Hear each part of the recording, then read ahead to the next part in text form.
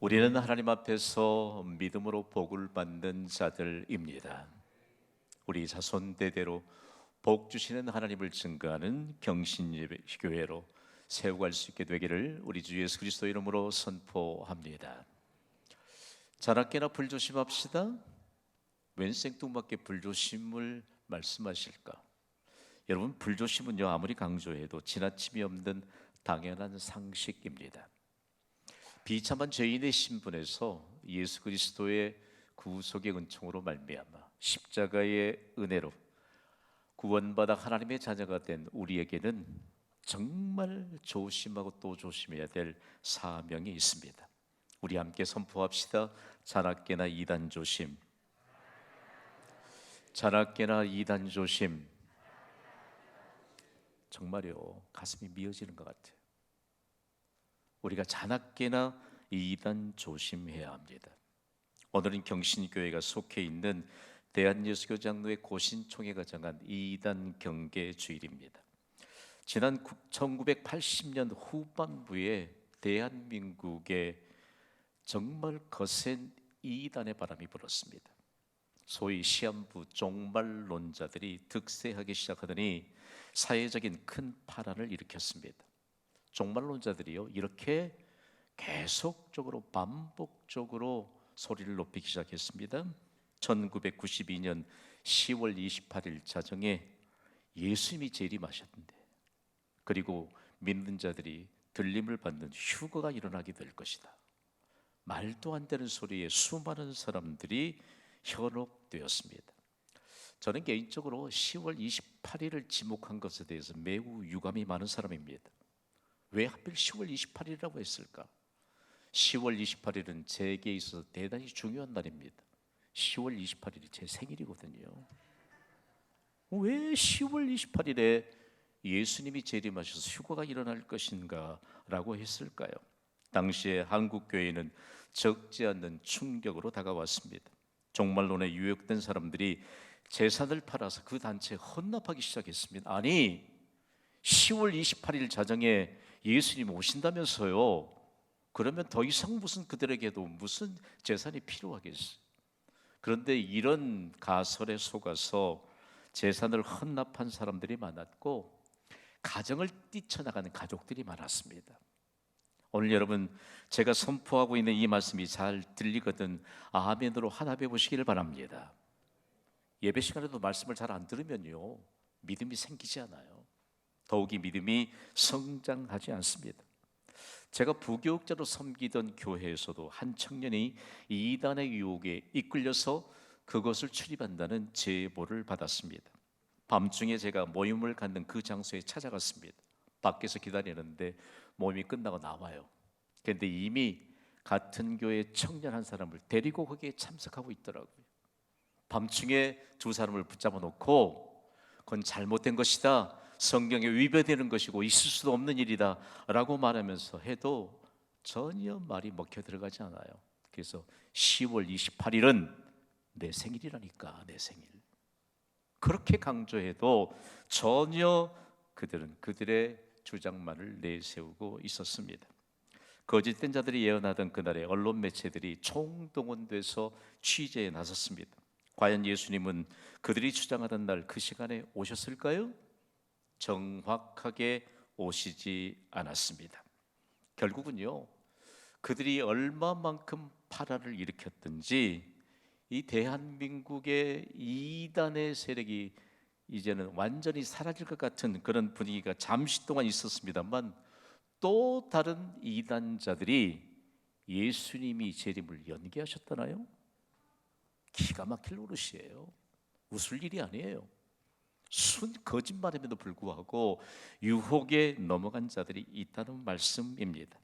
그 두 청년은 결국 교회를 떠났습니다. 저는 공부하러 미국으로 떠났고 그곳에서 들려온 소식은 또 다른 이단에 그들이 가입하고 가족들까지 다 유혹해서 거기에 참석하면서 형제 가정까지도 파탄에 빠뜨렸다는 그런 소식을 들었습니다. 이단은 매우 무섭습니다. 그리고 우리가 생각할 때 이단은 우리의 설득이 통하지 않는 우매한 자들입니다. 예수님이 십자가에서 구원을 완성하시고 장사한 지 사흘 만에 부활하셨잖아요. 그리고 40일 동안 이 땅에 계시면서 예수님이 부활하셨던 것을 자신이 증거하셨습니다.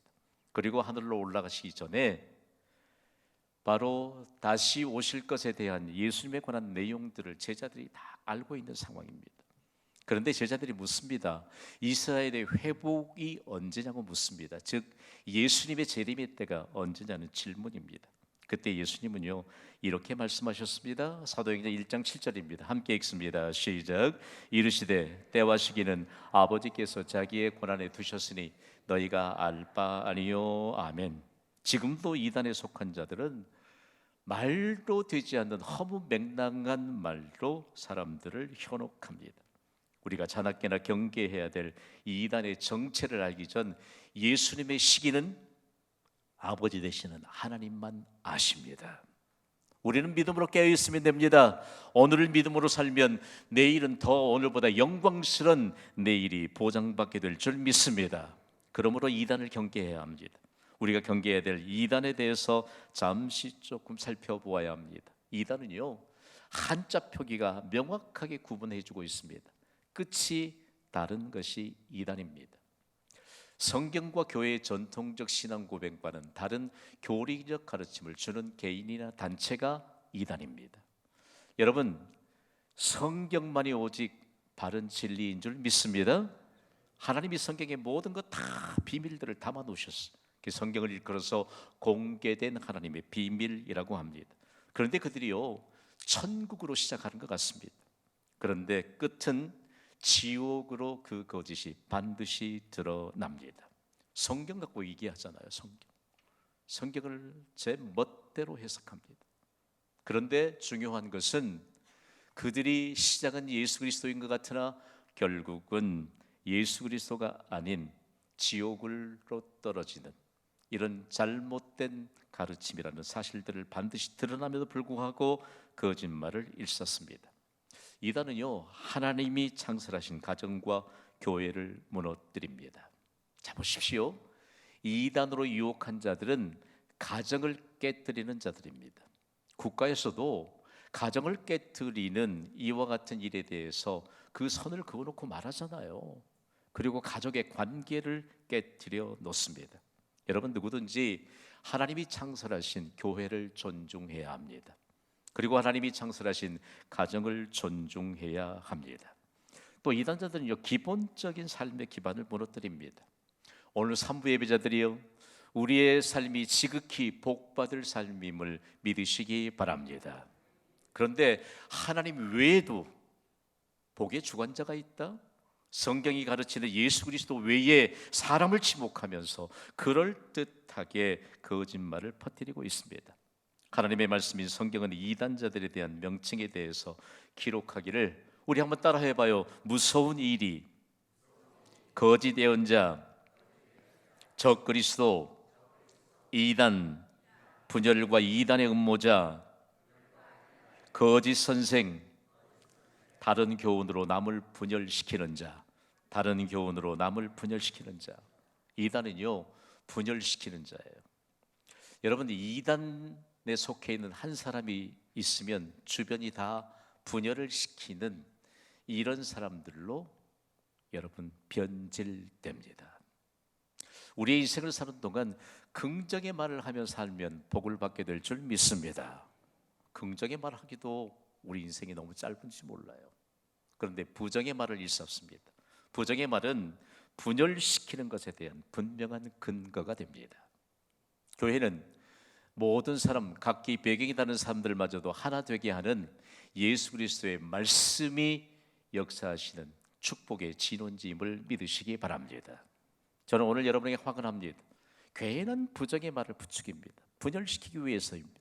관심을 가지면 그들이 가만히 데려다가 그들과 동일하게 분열을 시키는 자 또 한 사람을 만들어냅니다. 부정의 말을 하는 사람들을 경계하시기를 바랍니다.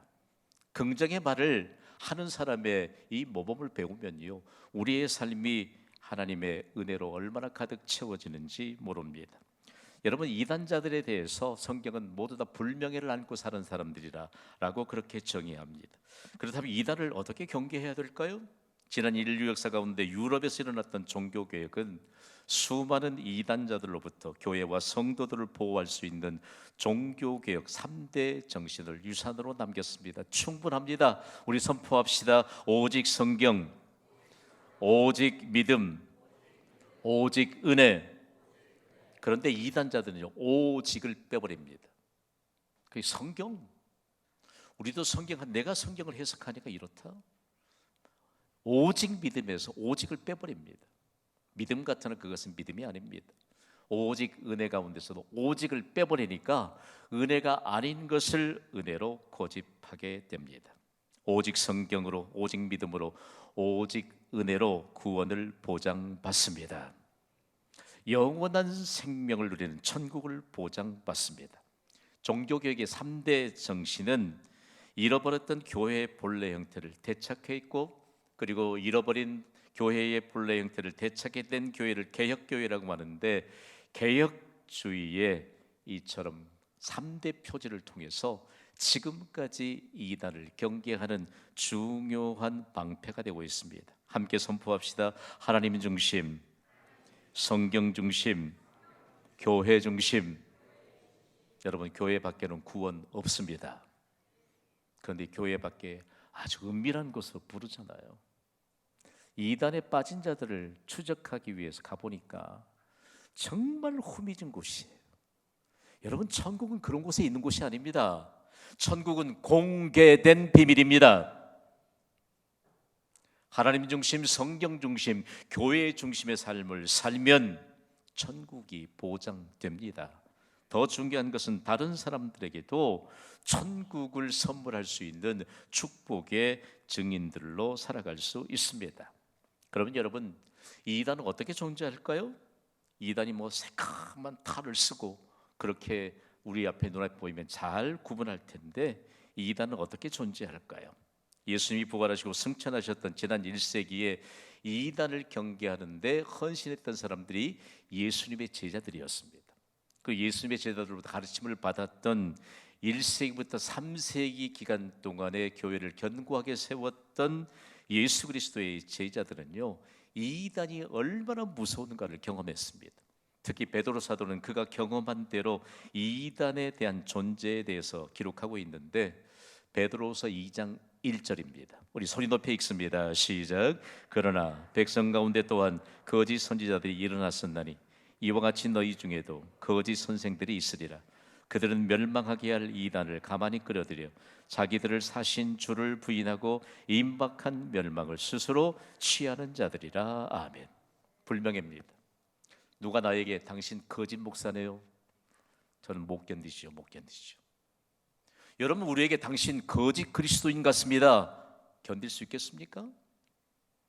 이단자들은 모두 다 거짓 선지자들이요, 거짓 선생들이요, 그리고 멸망하게 할 이단이라고 성경이 규정하고 있습니다. 여러분, 이단의 배후는 사단입니다. 잘 기억하시길 바랍니다. 사단은 결코 선한 일을 하도록 하지 못합니다. 결국은 악한 일로 망하게 하던 자들입니다. 이단을 이렇게 이해합시다. 이단은 사단의 도구로 전락한 자들입니다. 이단을 경계해야 될 이유가, 우리는 축복의 도구로 살아가고 있지 않습니까? 여러분, 우리는 축복의 전달자로 살아가고 있습니다. 우리가 가는 곳곳마다 하나님 나라가 임합니다. 우리가 가는 곳곳마다 예수 그리스도의 이름을 선포하면 문제에 대한 해답이 임합니다. 그런데 이단들은요, 사단의 도구로 전락했기 때문에 결코 선한 일을 하지 못합니다. 더욱이 베드로 사도가 경험했던 이단들의 실체는요, 탐심으로 거짓말을 지어낸다고 합니다. 저는요, 베드로서 2장 3절이 이단에 관한 명확한 해석이요 증거입니다. 베드로서 2장 3절을 우리 소리 높여 읽습니다. 시작. 그들이 탐심으로서 지어낸 말을 가지고 너희로 이득을 삼으니 그들의 심판은 예적부터 지체하지 아니하며 그들의 멸망을 잠들지 아니하느니라. 아멘. 이단자들의 공통점은 철저하게 자신들의 이득을 위해 거짓말을 지어냅니다. 그러므로 거짓말에 능한 자들이 이단자들입니다. 철저하게 각본을 세웁니다. 그리고 우연을 가장합니다. 더욱이 정통교회에서 신뢰를 받는 용어들을 사용합니다. 어느 날 그들이 각본을 다 짜놓고 한 사람의 믿음 있는 사람의 동선을 파악하더니 그곳에 우연을 가장해서 짠 나타납니다. 그리고 동행한 사람을 선교사라고 소개합니다. 그리고 이 사람이 새로운 비밀을 간직하고 있다고 포장까지 합니다. 그리고 만나는 사람에게 과분할 만큼 상대해 줍니다. 2000년 전에 벌써 이단자들을 경험했던 베드로는요, 이단자들이 자신들의 이익만을 위해서 거짓말을 지어낸 자들이라고 명확하게 전달해 줍니다. 특히 위층에 앉아있는 우리의 다음 세대들이요, 지금 대학 캠퍼스는 물론이고 중고등학교 캠퍼스까지 이단자들이 얼마나 계획적으로 그들에게 유혹의 손길을 뻗치는지 모릅니다. 대학교에 갓 입학한 신입생들, 특히 자매들에게 접근하더니 한 번도 가져보지 못한 고급 화장품, 값비싼 화장품을 선물하더랍니다. 너무 좋았어. 우리 부모도 못 해주는 걸. 어느 날은 여러분 명품 백도 선물하더래요. 결국 그것이 이단으로 유혹하기 위한 미끼였던 것입니다.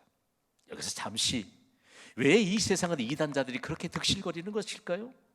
지금은 이단자들이 드러내놓고 활동을 합니다. 왜 이단자들이 갈수록 이렇게 득실거리는 것일까요? 여러분 잘 들으시기 바랍니다. 이단자들이 자신들의 이익을 위해 지어낸 거짓말에 유혹된 자들이 많기 때문입니다. 여러분, 교회는 우리가 생각하는 것보다 훨씬 더 영광스러운 곳입니다. 그 이상한 교회를 잘못 이해해요. 교회에 막 부정적인 얘기하니까 이단의 먹이가 된 겁니다. 잘 생각해 보세요. 이단의 거짓말에 유혹된 자들이 많기 때문에 이단이 점점 더 왕성하게 활동하게 된 것입니다. 다음으로 이단은요, 가족 관계에 대해서 오류를 범하고 있습니다. 우리 함께 선포합시다. 가족의 기원은 하나님이십니다. 시작. 가족의 기원은 하나님이십니다. 여러분, 우리 가정의 테두리 안에 있는 가족의 기원은 하나님이십니다. 사람은 태어나면서 누구든지 가족을 선택할 수 있는 권한이 없습니다. 우리가 부모를 선택할 수 있습니까? 우리가 자녀들을 선택할 수 있습니까? 우리가 형제들을 선택할 수 있습니까? 가족의 기원은 하나님이십니다.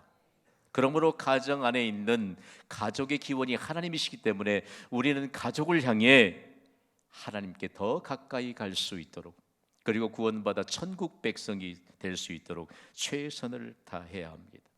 여러분, 가족이 좀 돈만 잘 벌면 그만입니까?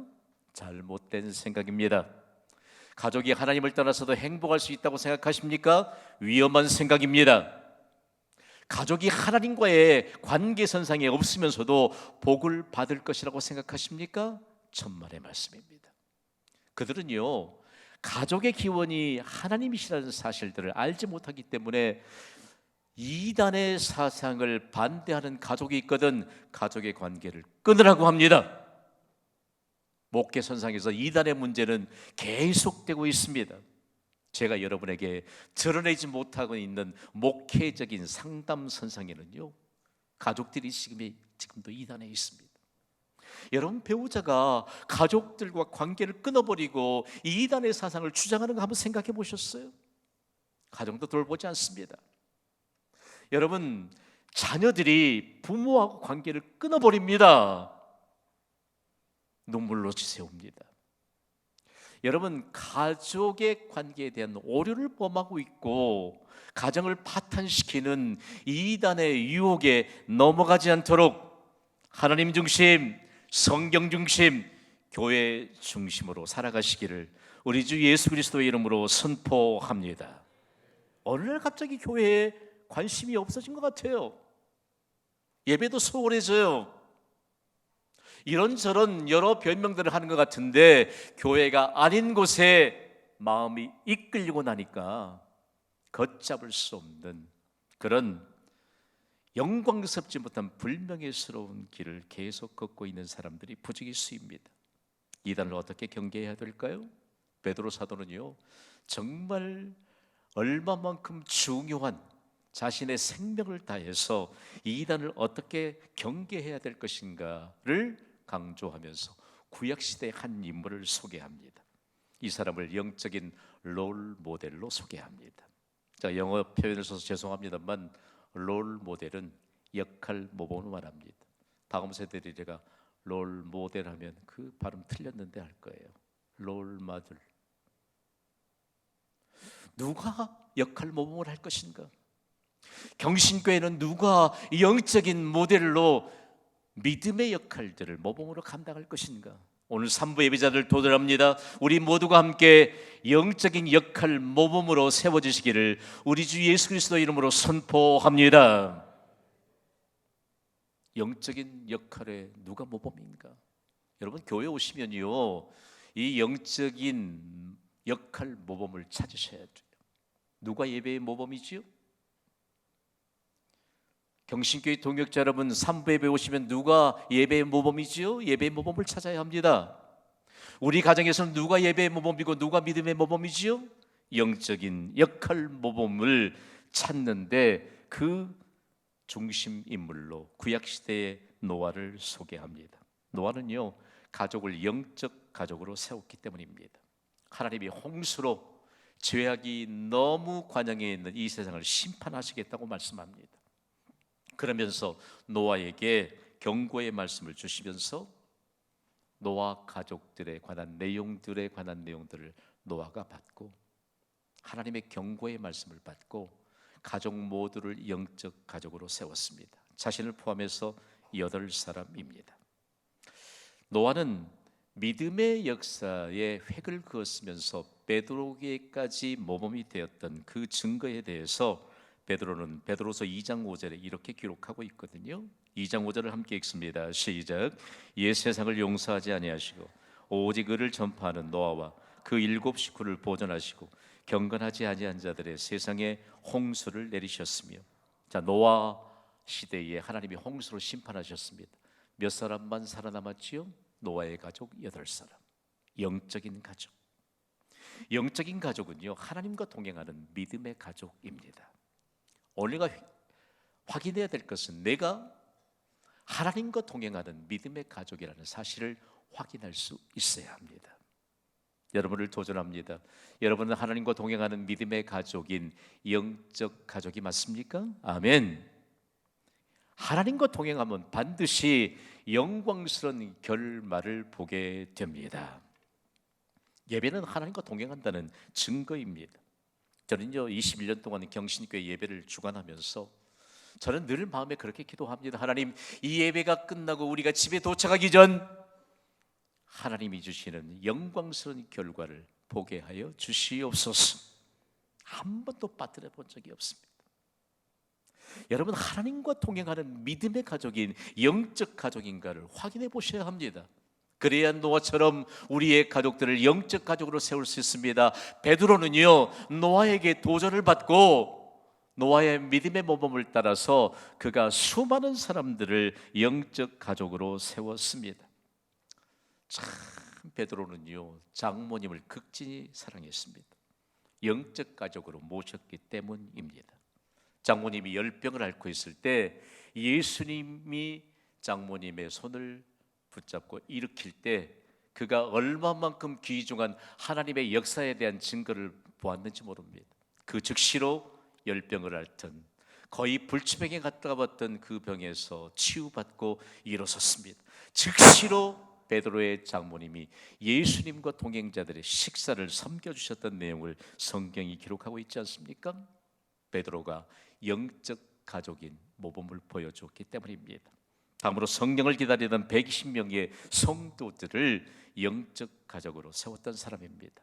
베드로가 자신이 영적 모범을 가졌으니까 베드로가 예수 그리스도에 관한 행적을 선포할 때 120명의 성도들이 예수님이 하신 약속을 더 기억하고 그곳에서 영광스러운 하나님의 역사의 증거가 됐습니다.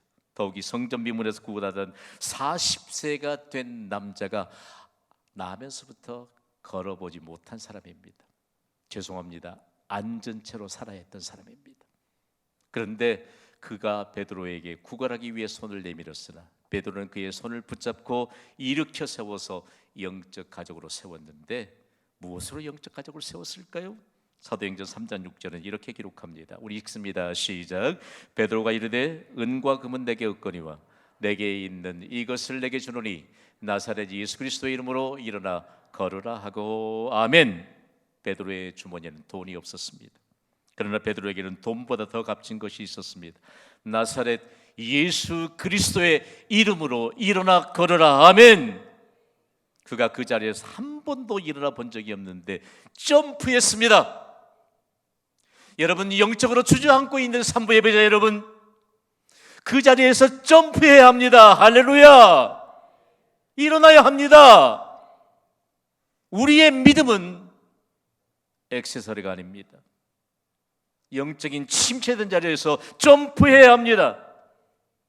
그가 점프하더니 함께 베드로와 동행자들과 수많은 예배자들과 함께 하나님을 찬미하며 성전 안으로 들어가 예배자의 인생을 펼칩니다. 여러분, 우리에겐 나사렛 예수 그리스도의 이름을 선포할 수 있는 믿음이 있습니다. 영적 가족인 내가 또 다른 영적 가족으로 세울 수 있는 데는 다른 게 필요한 게 아닙니다. 나사렛 예수 그리스도의 이름을 선포하면서 그들에게 내가 영적 가족인 것을 보여줄 때 이단의 유혹으로부터 벗어날 뿐만 아니라 나를 통하여 또 다른 영적 가족으로 세워지는 놀라운 구원의 역사가 있습니다. 여러분을 도전합니다. 산부 예배자 여러분, 여러분은 하나님과 동행하는 영적 가족입니까?